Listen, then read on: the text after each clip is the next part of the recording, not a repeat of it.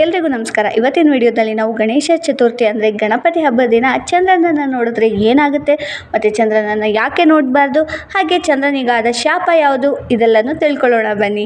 ಕಥೆನ ಶುರು ಮಾಡೋಣ. ಗಣೇಶ ಚತುರ್ಥಿ ಹಬ್ಬದ ದಿನ ಗಣೇಶ ಭಕ್ತರ ಮನೆಯಲ್ಲಿ ಮೋದಕ, ಪಾಯಸ, ಹಣ್ಣು ಮುಂತಾದವುಗಳನ್ನೆಲ್ಲ ಹೊಟ್ಟೆ ತುಂಬ ತಿಂದು ಹೊಟ್ಟೆ ತುಂಬಿ ಆನಂದದಿಂದ ತನ್ನ ವಾಹನವಾದ ಮೂಷಕನ ಮೇಲೆ ಕುಳಿತು ವಾಪಸ್ ಹೋಗ್ತಿದ್ರು.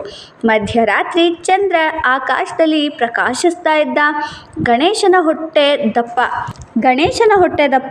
ಗಣೇಶನ ಸಂತೋಷದ ಮುಖವನ್ನು ನೋಡಿ ಚಂದ್ರನು ನಗಲಾರಂಭಿಸಿದ. ಎಷ್ಟು ತಿಂದ್ಯೋ ನೋಡಪ್ಪ, ನಡೆಯೋದಕ್ಕೂ ಆಗ್ತಾ ಇಲ್ಲ ಅಂತ ಚಂದ್ರ ಹಾಸ್ಯ ಮಾಡ್ತಾನೆ.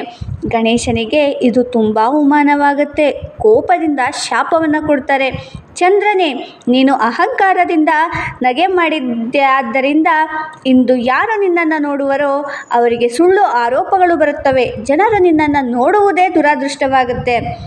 ಚಂದ್ರನು ಭಯಪಟ್ಟು ಕ್ಷಮೆ ಬೇಡ್ಕೊತಾನೆ. ಆಗ ಗಣೇಶನು ಶಾಪವನ್ನು ಶಮನ ಮಾಡಿ ಹೇಳ್ತಾರೆ, ಭಾದ್ರಪದ ಶುಕ್ಲ ಚತುರ್ಥಿಯಂದು ಮಾತ್ರ ನಿನ್ನನ್ನು ನೋಡುವುದು ದೋಷ. ಆ ದಿನ ನಿನ್ನ ದರ್ಶನದಿಂದ ಸುಳ್ಳು ಅಪವಾದಗಳು ಬರ್ತವೆ. ಉಳಿದ ದಿನಗಳಲ್ಲಿ ನಿನ್ನ ದರ್ಶನ ಶುಭಕರ. ಆ ದಿನದಿಂದ ಗಣೇಶ ಚತುರ್ಥಿಯಂದು ಜನರು ಚಂದ್ರನನ್ನು ನೋಡದೆ ಗಣೇಶನನ್ನು ಭಕ್ತಿ ಭಾವದಿಂದ ಪೂಜಿಸುವ ಸಂಪ್ರದಾಯ ಶುರುವಾಯಿತು. ಇವತ್ತಿನ ಈ ವಿಡಿಯೋ ಇಷ್ಟ ಆದರೆ ಲೈಕ್ ಮಾಡಿ, ಶೇರ್ ಮಾಡಿ, ಸಬ್ಸ್ಕ್ರೈಬ್ ಮಾಡಿ. Thank you for watching.